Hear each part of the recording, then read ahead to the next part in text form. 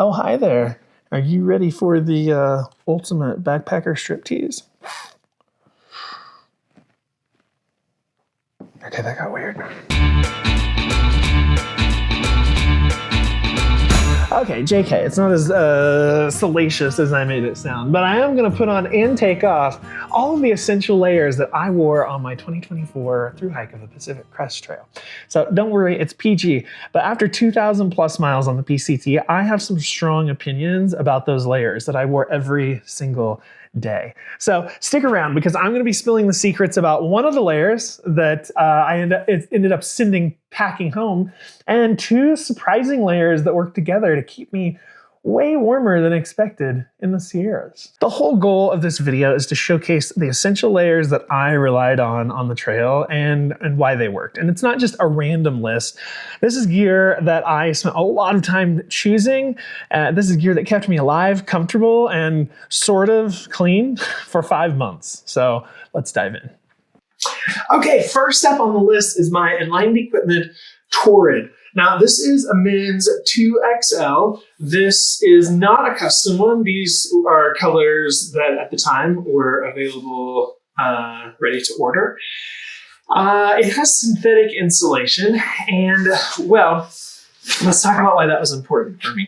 So, down is brilliant insulator, but when it's wet, it is useless. And so, because my Enlightened equipment quilt is down, I wanted to make sure that I had at least one insulating layer that was synthetic, because synthetic, this is definitely for another video. It's complicated. Typically, synthetic insulation is not going to be as warm when it's dry, but when it's wet, it's much warmer than nothing, which down is fairly useless when it's wet. So anyway, that is why I went with a synthetic layer. This is very popular on a Thru-Hike, and that is one of the reasons. It's reversible. I don't think it's really meant to be, but you can definitely reverse it. I felt like a poofy little superhero every time I threw this on. I just love a Puffy. And because it's synthetic, the insulation is one layer, so it doesn't need to, it doesn't like pill, it doesn't move, it doesn't migrate around. And I was real happy with it. It didn't hurt that it matched all my other Enlightened equipment gear too. So I ended up sending this home, and I will tell you the reason why in a couple, because the reason is that it was replaced by a couple other items. And let's see what's next. They're not next, so you're going to have to wait. Sorry. Hello. Hey, if you are sitting there thinking, oh, I want to travel more, I want to go on more adventures, come with me. I host trips around the world. We've been hiking in Patagonia. We went looking for the Northern Lights in Iceland, trekking in Nepal, camping in Banff, Canada, in the Canadian Rockies. We do it all, and we have a real good time. Everyone's welcome, and all the details for any current trips, just click that little bubble up in the top corner, or go to my website, jjb.life/travel. And we almost always make at least one group cringy TikTok. So come hang out with us. We're a real good time. Now, for those of you who want to know more about the waterproofing specs, let me read them directly from their website, because I'll forget them. So the MVTR, the moisture vapor transmission rate, is 83,000. The waterproof rating without restraint is 10,000, and the waterproofing with restraint is 28,000. So especially for the weight, this is pretty bonkers. However, I ended up sending it home, and the reason I ended up sending it home was through no fault of it. I have used it many times and will continue to use it, but I discovered the Z-Pax DCF poncho, the DCF ground sheet poncho. It serves multiple purposes, and it covers everything. Let me throw it on for you. So, pretty cute, huh? So the reason I ended up using this as my rain protection was because it served multiple purposes. Number one, not only did it keep my torso dry, it also covered my pack and it covered my fanny pack, which my fanny pack is where I kept my battery banks and all of my camera gear. So not having to worry about keeping water out of those two things individually really sealed the deal for this. And on top of that, it functions as a ground sheet as well. I'm pretty sure you can use it. I have heard people use it as a tarp. I don't know how, but I'm pretty sure you can use it as a tarp as well. But I use it as a ground sheet next to my cowboy camping setup, someplace to put my pack and everything out of the dirt, out of the mud, so that everything would stay clean overnight. So anyway, this is the layer that I ended up using for the rest of the trail for rain. We got hardly no rain. So it was a nearly moot point. But of course, at the end, we had quite a bit of rain in Washington. But up until that point, not so much. But next layer is this Z-Packs ground sheet poncho. Now it weighs in at 6.5 ounces. So it is pretty darn light. And you know, it's like a Swiss Army knife of rain gear. I just love it not having to carry different things, a different pack liner. I don't know what I would have done for my fanny pack to keep it. I ended up just putting my fanny pack in my pack anytime it would rain, which was only a couple times. But I don't know really what I would have done. The Z-Packs DCF ground sheet poncho. Big fan. Next up is the Outdoor Research Echo Sun Hoodie. This is a men's 2XL. This is the one that I wore the entire trail. And at a 2XL, it comes in at 5 ounces. It is so lightweight. Let me throw it on. Okay, so here it is. Now it has a UPF rating of 15, so it provides sun protection. And again, it is just incredibly lightweight. It was by far the lightest sun hoodie that had the features that I wanted. One of those features were thumb hooks. The reason this is nice is because it pulls your sleeve down just a little bit further to just provide a little bit more sun protection on your hands. I really wish that I would have worn sun gloves. My hands got so sunburned, but that's neither here nor there. Additionally, it has a hood, and most of the time I wore it with the hood up, so cover my ears. I obviously didn't get any sunburns through this fabric, and I wore it I don't know, almost every day. I would say until the colder sections. Yeah, I probably wore this at least half of the trail, if not more. It held up pretty well. You can see some discoloring around the finger holes. That's not surprising. I've got a small hole here. I remember when that happened, I caught it on a branch and it just snagged it.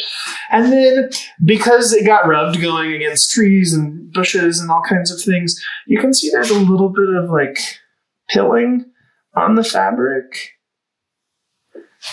But gosh, I wore this thing into the ground. I mean, I think it really held up pretty well considering.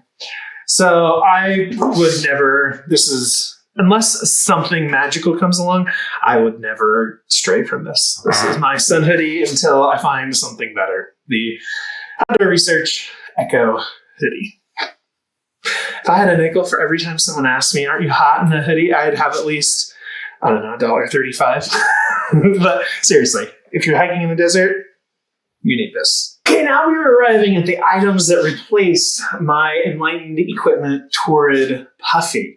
This is the Senshi designed Alpha 60 hoodie. At a 2XL, it comes in at 4.5 ounces. Now, this uses their Polartec Alpha insulation technology stuff.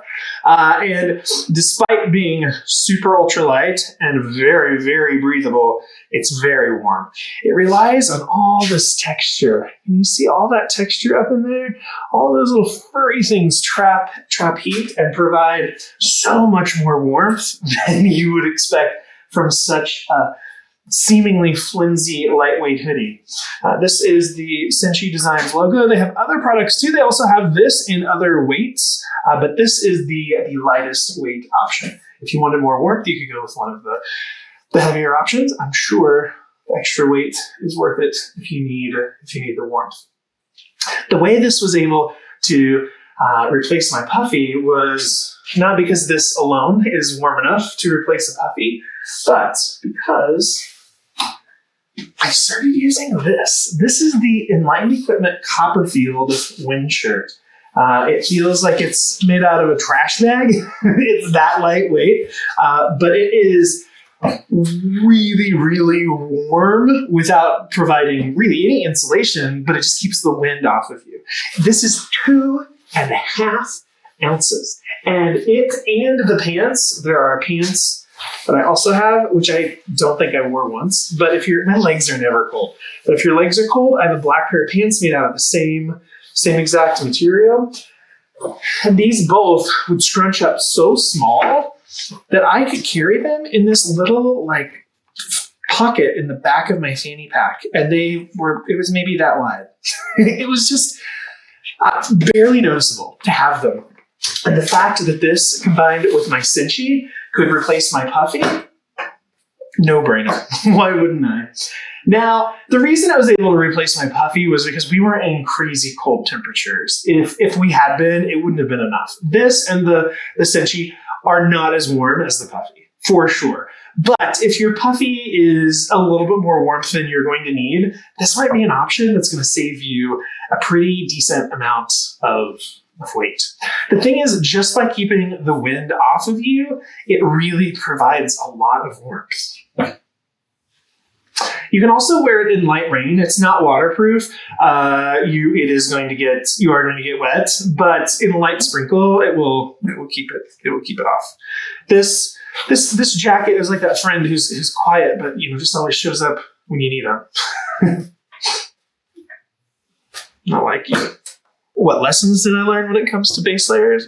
I already knew this, but test your gear. I had worn most of these items, but the cinchie I had never used in the Copperfield. I had never used either until on the trail. And it was because I thought I knew. I knew exactly how they'd perform, how I would want to use them, and that was a surprise. So, test your gear as much as you can. It's also fun, you'll learn things on the trail. You don't have to have everything figured out before you start. But if you can, test your gear out in advance. It is going to save you a lot of pain. So what about you? Are you team down, team synthetic, team both? Hopefully team both. Drop a comment below and let me know. And don't forget to check out my gear links. And if you were thinking, I want to go on more adventures, I want to travel more, but I don't have anything fun to go with, come with me. I host trips all over the world. The link is in the description below. Right now I have a trip to Banff, but it's almost full. But if it's full, I'll have more trips soon. So just keep checking. I'll always have trips so you can experience the world with me. Let's go. Bye. See you next time. I'm getting silly. Want to watch another video? Click here. Want to learn more about my upcoming trips? Click here. Want to subscribe and like all my videos and turn those bell notifications